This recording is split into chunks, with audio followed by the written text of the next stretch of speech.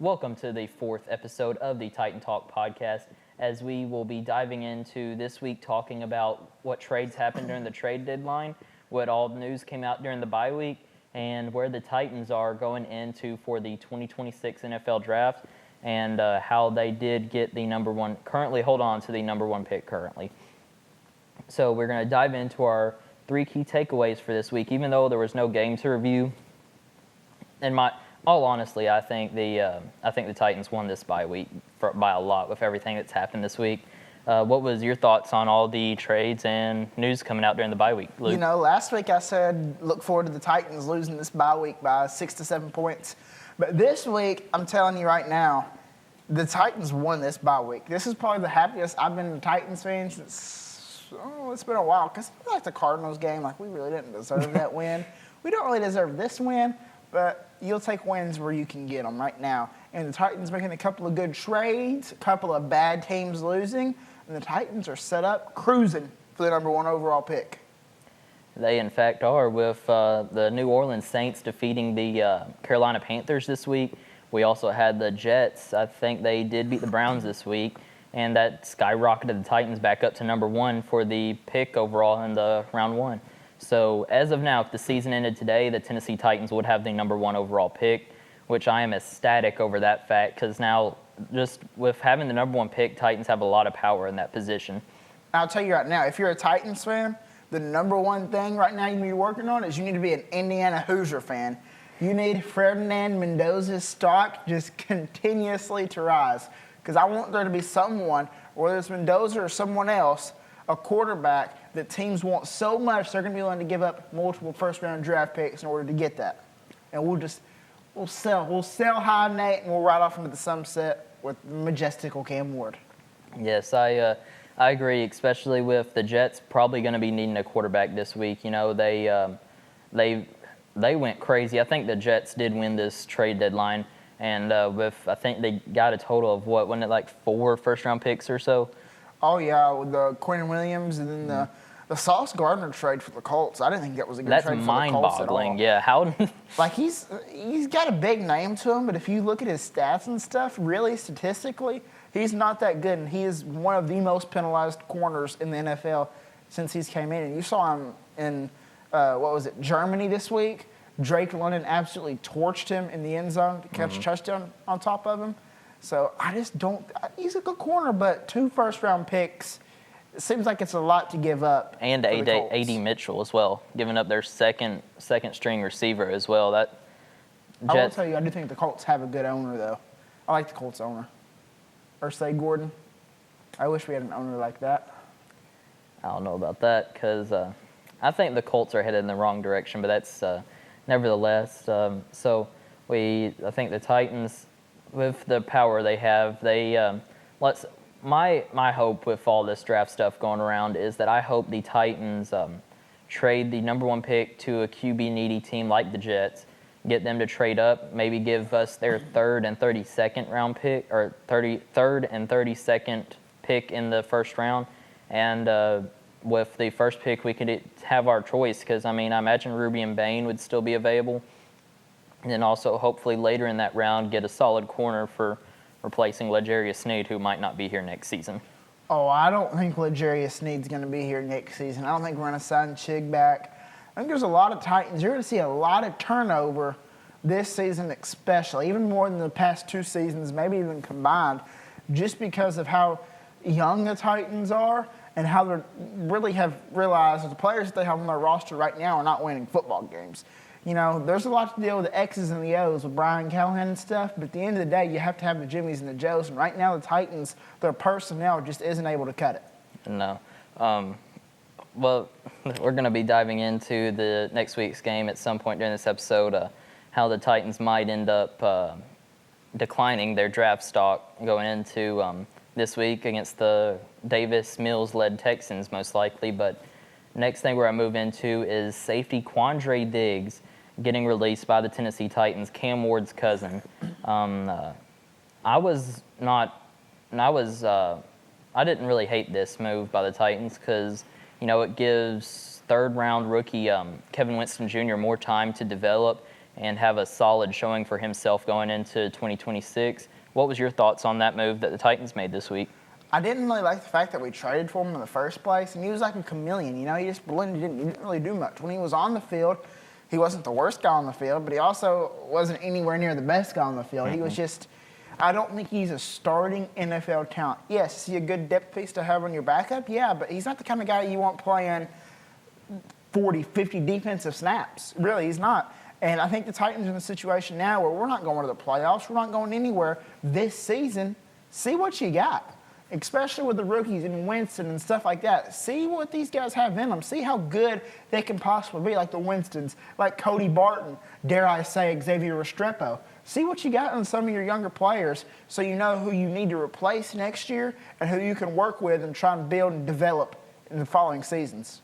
Yeah, I agree with you. I think this rookie class had a lot of talent this year, especially if you go from future all-time great Cam Ward, second-round pick Femi Oladejo, who's on IR, but I think he has had a pretty nice showing. And then we had third-round pick Kevin Winston, which his stock looks to be going up after the Quandre Diggs release. Another solid player I like from this draft class is Marcus Harris, really great corner there. I think if he has time to develop, I think he will be a pretty good piece here on this Titans defense. And I like that you brought up the fact of receiver Xavier Restrepo. I have no idea why he's not out there on the field. I have no idea why he's not on the 53-man roster. I think he could be one of the Titans' most reliable catchers on the field because we got Calvin Ridley dropping a lot of passes. We got Van Jefferson dropping some and different people like that. But I think if we had Xavier Restrepo on this team catching passes from Cam Ward, I mean, you saw what Restrepo could do in college in Miami. Just imagine what he could do at a pro level with having the same quarterback on the team. And I think the thought was, there was just no real room for Restrepo to come in because we had Tyler Lockett and Jefferson, all these guys playing over him. And we had DK and the kick returning stuff. So there's no way he was going to compete with DK for kick returns and stuff. But now the Titans are in this situation. Tyler Lockett's gone. Van Jefferson, I'll tell you what, there's a couple of traditions unlike any other. It's the Masters in golf, and it's the Titans getting old, washed-up wide receivers every single year. And this year's was Van Jefferson. So I don't see why Van Jefferson is still playing meaningful snaps. I mean, just a couple of weeks ago at home against the Chargers, Jefferson had 8 targets and just a single catch to his name. He's not putting up the production that you need by the NFL quality standards. So let's see if Restrepo is good. If he's not good, so be it. It's just give the guy a chance. I mean, that's all the least you could do. You're playing with house money by playing Xavier Restrepo because he's costing you nothing, and let's see if he can benefit us in the long run. Even if he's just playing a couple of snaps, just rotating in and out, even if he just becomes like a career journeyman like Nick Westbrook-Ikine, who is just serviceable. He wasn't a wide receiver 1, but he was a great wide receiver 2 or 3. And a touchdown machine at that. If that's what he is, then that's what he is. But let's see what Xavier Restrepo is before we just cut him and let another team get a chance to sign him. That's going to be another situation. Like you see how well just in the 2 weeks that Treylon Burks has been a Commander, you've already seen some of the flashes he had with former Titans quarterback Marcus Mariota as well. I really hope that's not the case with Restrepo. I hope he gets a chance this season to show what he can do, but that's something we'll just have to wait and see how this season rolls on. And now we're going to move into our next talking point is Mike Bergonzi's press conference earlier last week. He had a couple statements saying that he knows where the team is right now. It's not a great spot. He said that he knows he has lost the majority of the trust from the fan base of this team, but he said he's dead set on getting that trust back, and he says he thinks he will with the upcoming draft classes and upcoming draft stock that the Titans have. What's your thoughts on that, Luke, and Mike Bergonzi heading into the next couple of seasons as Titans general manager?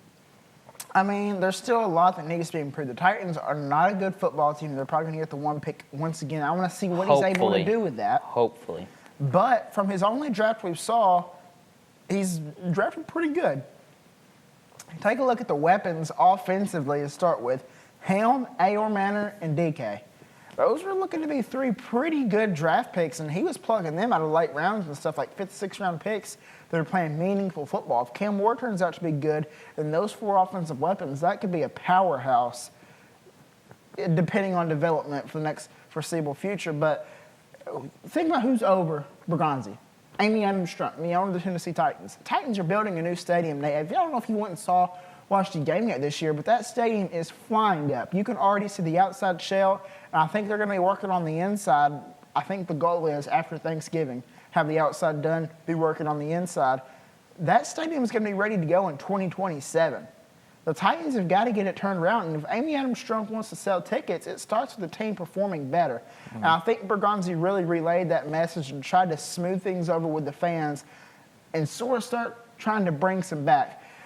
I'll make an analogy here, like a forest fire.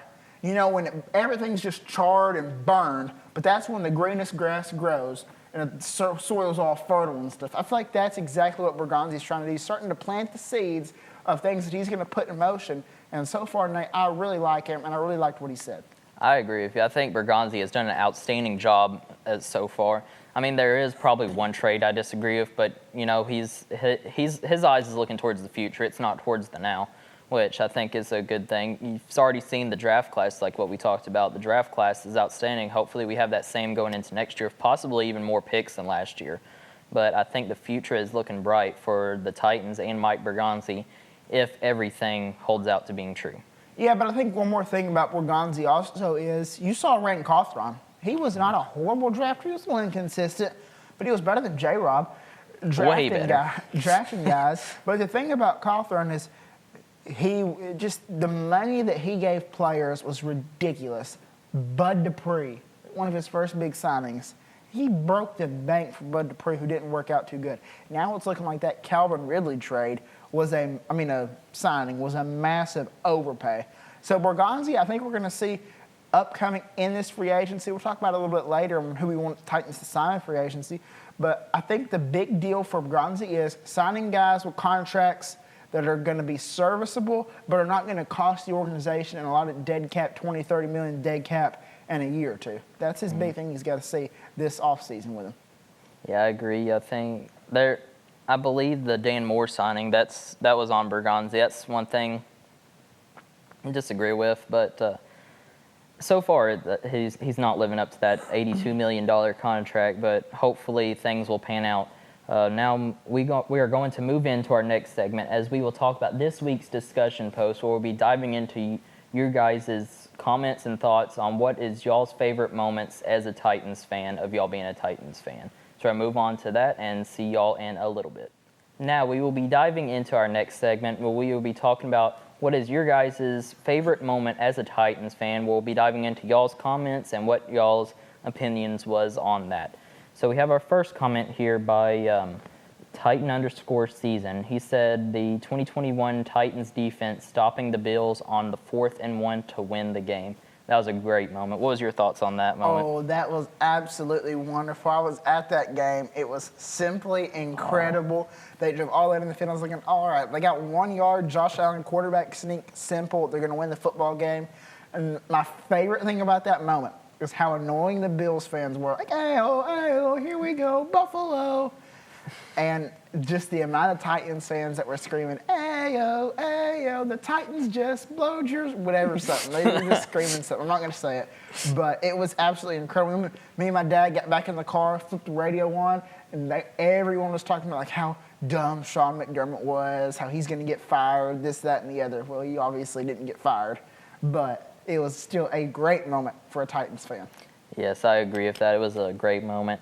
Now, the next comment is coming from Anaheim Ducks Talk, who said DeMarco Murray 75-yard touchdown run versus Green Bay, which that was a great moment. DeMarco Murray as a Titans running back is not as noticeable as a lot of the other Titans running backs that we've had.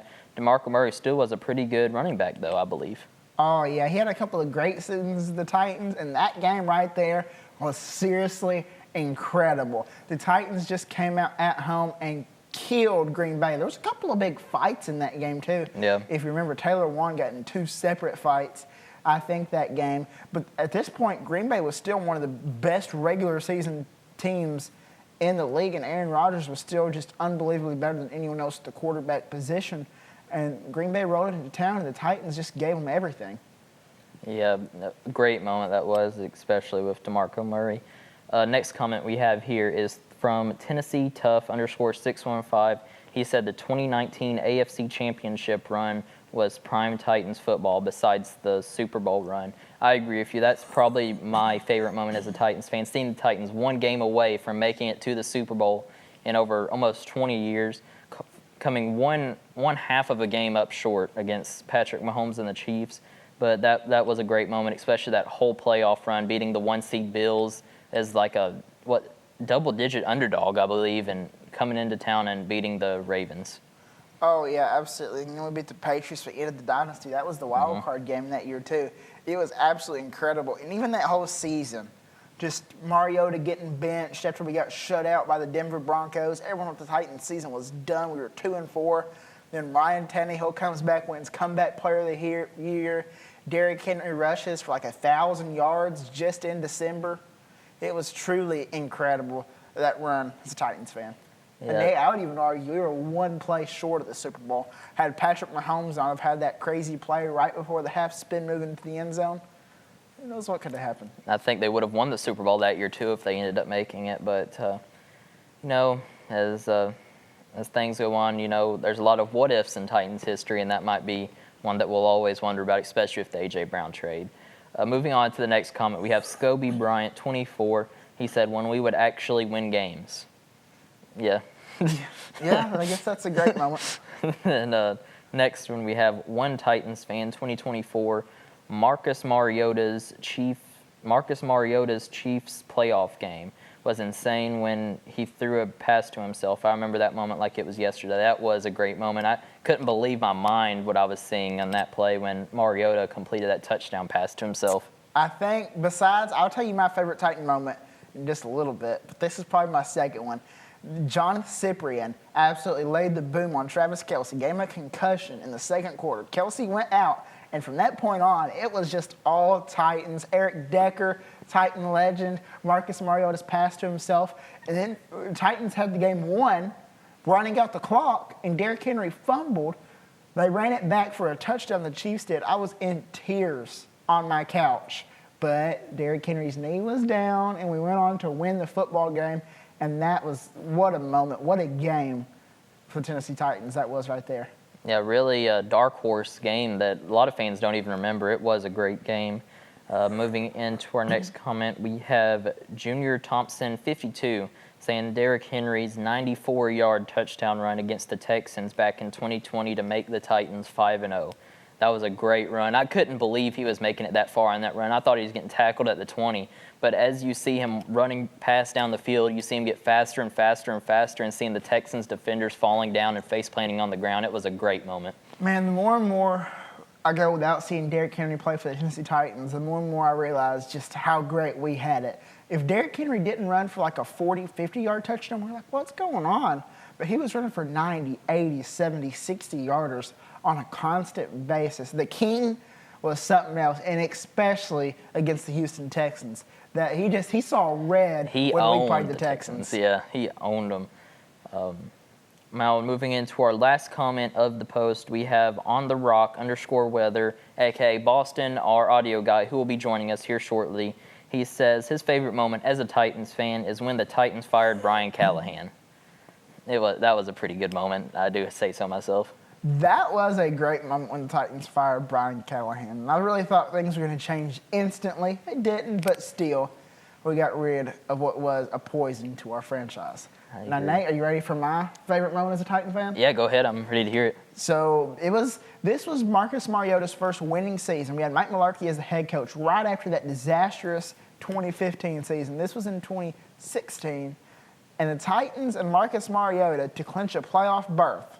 This was the game before the Kansas City game where he threw a touchdown pass to himself. It was win and we're in against the Jacksonville Jaguars in Nissan Stadium.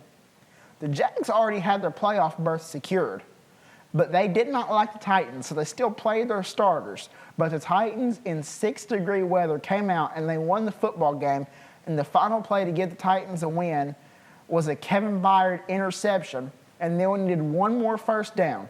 And Marcus Mariota stiff-armed Barry Church into oblivion on the sideline. That is my favorite Titan moment, that Marcus Mariota stiff-arm to Barry Church to give the Titans their first playoff berth at that time since 2008. Man, I've completely forgot about that moment, Luke. That was a great moment. Now that my mind is coming back to that moment, that was a great moment. My favorite moment, I probably am going to agree with Tennessee Tough. I believe it is the 2019 playoff run. That whole run they made, especially upsetting the Patriots, upsetting the Ravens, and then falling up one play short, like Luke said, to the Kansas City Chiefs. The Titans should have won that year in the Super Bowl, but, I think if the Titans ran the ball more in that game, we would have probably won that game. I think Tannehill passed more in that game than he did any other game. And I don't think the Chiefs' running defense was the greatest either. I wasn't sure on what the game plan was for that, but, that's just the result that ended up with that game. Now we're going to move into our next segment where we're going to be diving into who is our Titans pick for the Titans of tomorrow, where we'll be diving into who we think would be the greatest draft pick choice for the Titans to make going into the next season, and who we think should be on the Titans watch under free agency coming up in March. All right, now moving into Titans of Tomorrow, a new segment on this episode 4 of the podcast. I'm going to dive into our thoughts on who we think is going to be a good fit to be here in Tennessee in the upcoming years. Who's your Titans of Tomorrow pick, Luke? Well, I've got two. I've got one guy who I want to draft and one guy who I want to sign in free agency. Starting off in the draft, Notre Dame running back Jeremiah Love. I want this guy on the Titans as soon as possible. I think he can be the next guy in the lineage of great Tennessee Titan running backs. I like Tony Pollard, I like Tajay Spears, but Jeremiah Love is something else, and that's who I want the Titans to find a way to get in the NFL draft this upcoming season, even if they have to reach for him. Nate, I don't care. Even if he doesn't declare for the draft, figure out a way to coax him in and get him to Tennessee. The other one, free agency-wise, earlier in the podcast, I mentioned about how the Titans love to get washed receivers. Who am I to go against tradition? I'm a glutton for punishment. Give me Chris Godwin. That's who I want the Titans to see. I want to see Cam Ward have that reliable slot receiver while his offensive line, we build the offensive line back up. It's still going to get a lot of pressure. He's still going to be sacked a lot next season, I would assume. But give me that safety blanket, slot wide receiver, and Chris Godwin for the Titans free agent. Those are really good picks, Luke. I think Jeremiah Love, I like the shout out there because he's an outstanding running back out of Notre Dame. He's showing why week by week in his games playing for Notre Dame. And Chris Godwin, I still do think he has some gas left in him, so we're going to have to see where that goes. But my two picks is first from out of college, I'm going to go with Rubian Bain from Miami, Cam Ward's old teammate, who looks to be probably the standout player on any college defense so far this year. I think Bain is a great talent, and I can only imagine the defensive line with like the likes of Jeffrey Simmons, Femi Oladejo, and then Rubian Bain. Could you imagine that defensive line? That would be insane. And probably for free agent signing, I would probably go with George Pickens. It doesn't look like he's fully on board there in Dallas. I think it would be a great target for Cam Ward going into next season, but I'm not sure if he would like the situation here in Tennessee. So I doubt he would sign here, but that's who I'm going to go with Titans of tomorrow. Now we're going to move into our next segment where we'll be running down all the games from Week 11, giving our predictions for every game, starting off with the Thursday game, and then going all the way to where we will be predicting Titans against the Texans here in Nashville. Can the Titans get a win and ruin their draft stock, or could the Titans lose and continue their road to the number 1 pick? We'll find out here on Sunday, and let's get our predictions. Now, moving into our next segment, we will be going into Week 11 predictions as Boston, our audio guys, joining us for the first time ever on Titan Talk podcast, as we'll be going through game by game, starting off with Thursday Night Football. We have the 2-7 New York Jets traveling to and taking on the 8-2 New England Patriots in New England. Who do you have here, Luke? Nate, I'm 2 games behind you right now for the lead, and here's what I want you to do. I want you to pick the Jets, and I'm going to pick the Patriots. Nah, I don't think I'm going to do that. I think I'm going to rock with Vrabel and Drake May and the Patriots to get the job done. Oh, yeah, I'm going with Patriots all the way beating the Jets. I mean, the Jets have not looked that good. The Patriots have looked really, really strong, showing their quarterback's potential. People are saying, he might be the next Tom Brady. But, I mean, the Patriots are just looking easily like the best team here. I agree with you. That Drake May is looking to be a monster and to be the front runner for MVP this season. Moving into our next game, we have a Sunday morning game for the second week in a row. We have it in Madrid, wherever that's at in the world. we have the 3-7 Washington Commanders taking on the 3-7 Miami Dolphins. Who do you have here, Luke? I think it's the NFL Spain game in Madrid. I just know that because there's a soccer team there. But the Dolphins impressed me against the Bills. I think if you're able to beat the Bills, I think you can beat the Marcus Mariota-led Commanders. Give me the Fins. I'm going to agree. I think Mike McDaniel knows his job's on the line. I got the Dolphins here. Yeah, I mean, honestly, I'm going to agree with that. The Dolphins, I think they're going to be better than the Commanders this go-around. Yeah, if you can beat the Bills, I think you definitely have a potential to beat the Commanders, who have not. I mean, again, they're 3-7. They're not looking that strong this year. Yeah, rough stretch for the Dolphins going forward. Oh, yeah. Moving into our next game, we have the 3-6 Cincinnati Bengals coming off the bye week, traveling to Pittsburgh to take on the 5-4 Pittsburgh Steelers. Who do you have here, Luke? Give me Aaron Rodgers and give me the Steelers to get back on track after a rough Sunday night football performance by A-Rod. And I think they're going to still have that bitter taste in their mouth from the Thursday night football matchup where Joe Flacco beat Aaron Rodgers. I think he's going to get his revenge. Give me the Steelers. I'm going to disagree with you. I have the Cincinnati Bengals getting the win here. I think Jamar Chase is going to have an insane game with Joe Flacco. Coming back off after the bye, I think Jamar Chase is ready for a big game, and I think he gets it here. Yeah, I'm going to agree with you, Nate. I like the Bengals over. I think they're going to win this game too. Jamar Chase has been looking a little bit more consistent as the season goes on here into Week 11. I think the Bengals, I think they're going to have the number here. I think they're going to win. Yeah. Moving into our next game, we have the 7-3 Los Angeles Chargers traveling to Jacksonville to take on the 5-3 Jacksonville Jaguars. Who do you have here? I don't think the Jags are a dangerous team right now at all. They've sort of been lost in this mid-season scramble. And I think this is where the Chargers start to really separating themselves from the pack, because if they want to clinch a playoff berth in this AFC, they're really going to have to continuously stockpile wins. Give me the Chargers and give me Justin Herbert. I'm going to agree. I don't think Trevor Lawrence is a good quarterback whatsoever. I think the Jaguars are really overrated, especially with their first-round picks last couple of years. I think the Chargers will get the job done. I think Justin Herbert will look strong here. Yeah, I agree with that. I think the Chargers are absolutely going to beat the Jags here. The Jags, they just haven't been consistent. They had a little bit of somewhat of early season success. They were looking kind of like they might do good, somewhat, but then they've just fallen off. I think Trevor Lawrence is washed, in my opinion. I think, Absolutely. Coming off of Clemson, he was looking like, oh, dude, it was almost like Zion in basketball. Zion was looking like, dude, he's going to be a beast. He's going to be a monster. And then Trevor Lawrence came in, and then he just absolutely got washed. So, yeah, give me the Chargers here. Yeah. Great points there you made there with Trevor Lawrence looking like a monster coming out of college and all of that. Yeah. Next game, really good game here. We have the 6-3 Tampa Bay Buccaneers traveling to Buffalo to take on the 6-3 Buffalo Bills. Who do you have here, Luke? Two teams coming off of two rough losses. It's hard to imagine that either one of these teams is going to lose two straight. But here's the deal, Nate. I think the Buccaneers, they're just set up for failure in this game. They're going into the hornet's nest up there in Buffalo. It's snowing down here in Tennessee. I don't know what it's going to be doing up in Buffalo. Literally. Yeah. But and then again, the Buccaneers are just so unhealthy right now. Mike Evans is still out there, missing key defensive guys, missing key offensive linemen. And it doesn't look like Bucky Irving is going to come back in Week 11 either. So give me Buffalo and give me the Bills. I'm going to agree with that. I like the points you made there. I think Buffalo is the stronger team heading into this week. I think one of the main reasons the Bills lost last week to the Dolphins was running back James Cook being injured throughout the week in practice. And I think if he gets back to 100% in this game, I think he'll have a pretty good showing on the ground. Give me the Bills here. Oh, yeah, I agree with you, Nate. Give me the Bills all the way. They're just a more consistent team when they get close to the postseason, right? They have made some really good playoff runs, and I think they have even a better drive to want to get to this playoffs than the Buccaneers do. Since they lost Tom Brady, I feel like they've, fallen off. I feel like that the Bills, they're going to have just a lot more want and drive to beat the Buccaneers in this game, so give them the Bills.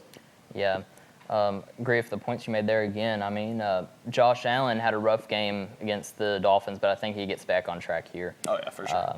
Next game, we have they're 6-. Whoa, that's crazy. The 6-3 Chicago Bears traveling to the 4-5 Minnesota Vikings. Who do you have here, Luke? I think the Bears, are the better football team than the Vikings. But I'm going to do something I don't usually do. I'm going to pick the worst football team this week. Here's why. I think the Vikings are a team that can prey off of teams who are not fundamentally sound and make a lot of dumb mistakes. I think the Bears are that exact team that make a lot of dumb mistakes, and they're not fundamentally even probably a top 15 team. But skill-wise, they're great. But I think when you go against the Vikings, especially in Minnesota, against that tough Kevin O'Connell defense, the skill differential is sort of balanced, and it comes to which team is able to do the fundamentals better. I think that is the Vikings. Even though I don't think J.J. McCarthy is very good, I still am going to pick Minnesota to get back to 500 here this week. I think I'm going to agree if you or disagree if you hear Luke. I'm going to say the Bears get a win here, trying to contend as they are trying to contend for that top spot in the NFC North with the Lions and Packers. I think the Bears and Ben Johnson keep things rolling here. Oh, yeah, I definitely would agree with you. Honestly, I like the Bears. I'm kind of biased. My mom grew up liking them. But I just think they are going to be the better football team. And, both of these teams, it's going to be, playing in cold weather. They're both used to it. But I think the Bears are on this momentum streak where they're going to keep going. And, the Bears, we never have been able to say in the past couple of years the 6-3 Bears. And I think when a team has this momentum, they do have 3 losses, but I think they'll continue this upward trend. And that's why I want to choose them over the Vikings. Yeah, like you said, I was shocked reading that the Bears were 6-3. That did not cross my mind that they were that good of a football team, but we'll see how far they go with that. Next game, we have the 5-5 Carolina Panthers traveling to Atlanta to take on the 3-6 Atlanta Falcons. Oof. The Panthers have already overperformed any seasonal expectations up to this point with 5 wins already. The Panthers are doing good. The Panthers are a young team who are trying to rebuild, see what they got in Bryce Young. Here's the deal with the Falcons. They're 3-6. If they get that 7th loss, I don't know that an NFC team is going to be able to make the wild card with 7 losses. Yeah. I think this is an absolute must-win for the Atlanta Falcons. And at home, with that pressure on them, I think I'm going to take the Falcons. I agree. I think the Falcons will learn from their mistakes in their 30-0 loss to the Panthers earlier this year. I think Drake London has a big game. I think Bijan has a career-high game this week. Give me the Falcons. I'm going to disagree with y'all. I'm going to go with the Panthers. Wow. I'm going to go out on a limb here and say, they're doing better than the Falcons are doing. They have a better record, and I'm just going to go with statistics this round. We're going to look at who's the better football team, and I definitely think that is the Carolina Panthers this week. Yeah, that's not a bad take. I mean, the Panthers, I do think they have a real chance at winning this game.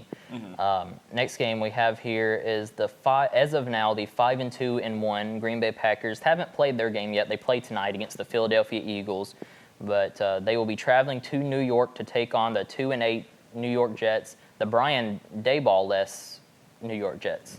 It's Monday Night Football. They play on this week's Packers versus Eagles tonight. And I think this coming off of a short week. Look at the Packers' 2 losses.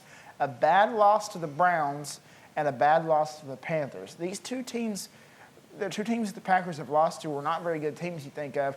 And the reason why they were beat is because of a tough defense. The Giants have a tough defense. I think they might get the interim coach boost the Titans never got. And I am a Jackson Dart believer. Give me the New York Giants at home to upset the Green Bay Packers. That's a good point. I'm gonna choose the New York Giants on there as well over the Packers. I think some teams who want it more, they usually have the better chance of winning the football game. And just driving momentum has a lot of play to do with these different football games. And I'll go with the New York Giants right here. I'm going to disagree with both of y'all. I think the Packers get the win here. I think Micah Parsons has a pretty good game getting to probably could be Russell Wilson, as Dart did get ruled out for the remainder of that game with a concussion. So we could be seeing Russell Wilson here.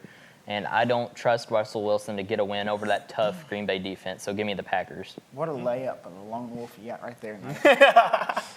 Moving into next week, speaking of lone wolves, we have the top 5 team in the Seattle Seahawks with a 7-2 record. Ooh, this is a really good game. We have the 7-2 Seattle Seahawks traveling to the 7-2 Los Angeles Rams. Game for the top of the division spot currently. Who do you have here, Luke? Well, first of all, the Seahawks are great at beating up bad teams. I don't think they're going to beat up the Los Angeles Rams. Matthew Stafford is continuously just bringing down those odds of his MVP numbers. He's having an MVP season. Puka Nakua's fantastic. Devontae Adams, a renaissance season. Give me the Rams at home to take the lead in the NFC West.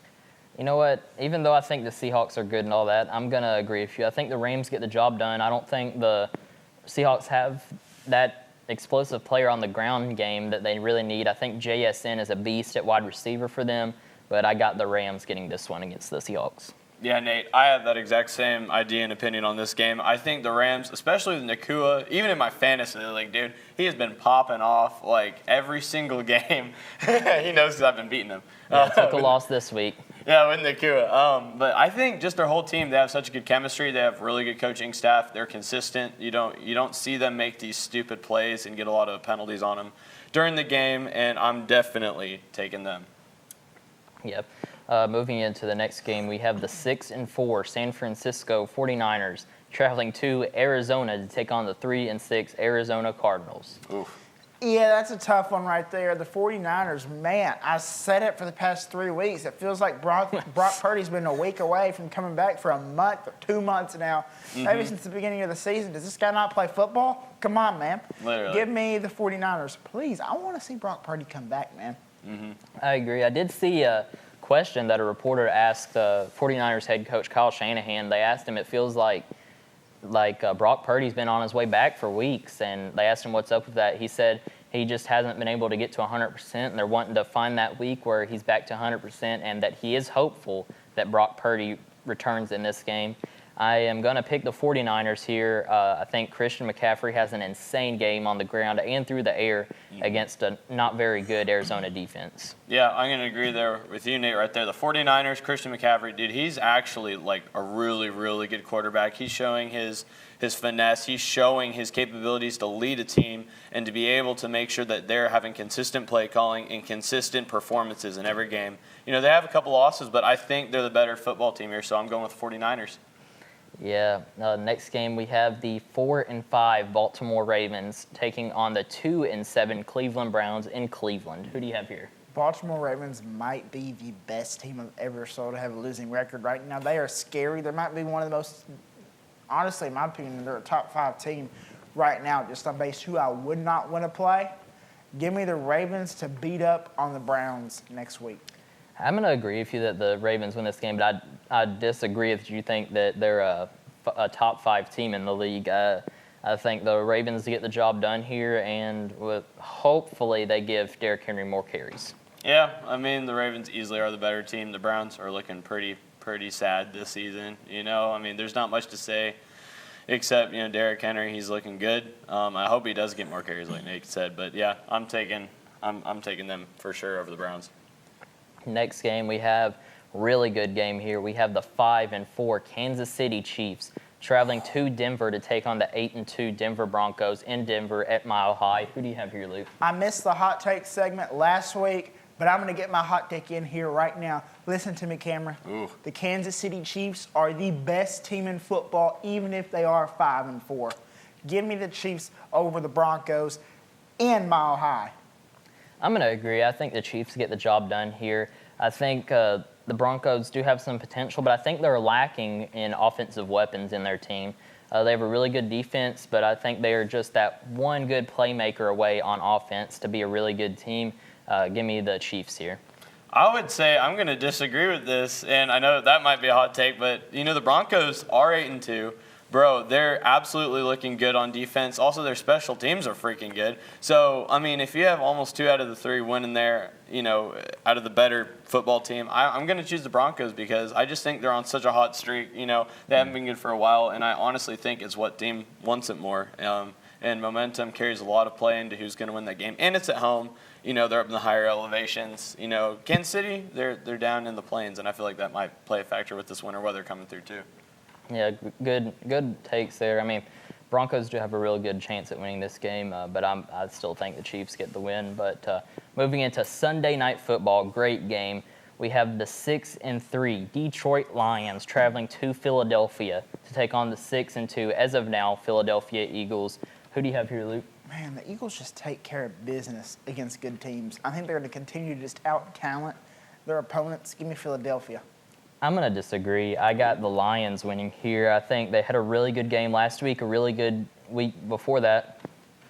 I got Lions and Dan Campbell getting the job done here with Jahmyr Gibbs having another great game.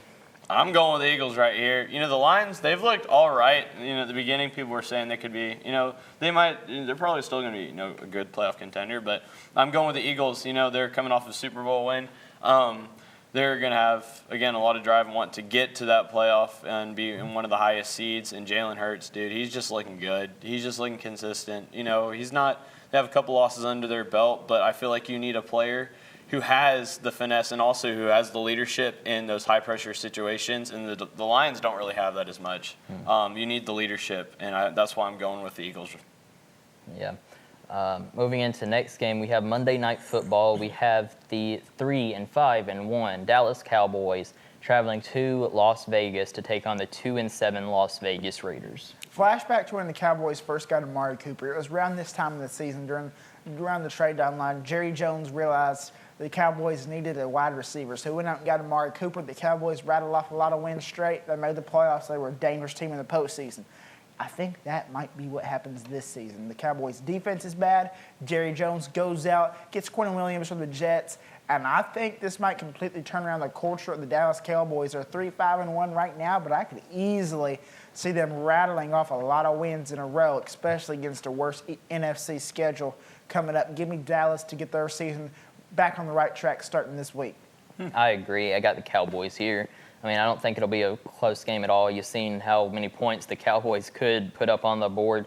Raiders are absolutely terrible team. Geno Smith looking bad. Tyler Lockett looks like he's taking over wide receiver run. Literally. So I got the Cowboys. Yeah, I got the Cowboys as well. Dude, the Raiders, they're not looking good. They're looking sloppy. They're not looking consistent. Their record shows that. For sure, give me the Cowboys. They can put up a lot of points on the board. Yeah. Moving in to the last game, we have the 4-5 Houston Texans traveling to Nashville to take on the 1-8 Tennessee Titans. Current holder of the number 1 pick. Hopefully it stays that way. We'll have to wait and see. But who do you have here, Luke? I think this is going to be a tough game for the Titans to win just because of how great the Texans' defense is. I think it's going to be a low-scoring affair. I think the Titans will probably cover the spread, but I think the Houston Texans will win outright. Give me a final score of 20-13. Houston wins. I agree with you that it's going to be close. You know what? I'm going to go out on a limb here and say the Titans just say they don't care about the draft picks. They're going to get a win here. They're going to beat the Houston Texans, get their second win of the season. I'm wearing my Oilers gear here today because the Titans do own the Oilers history.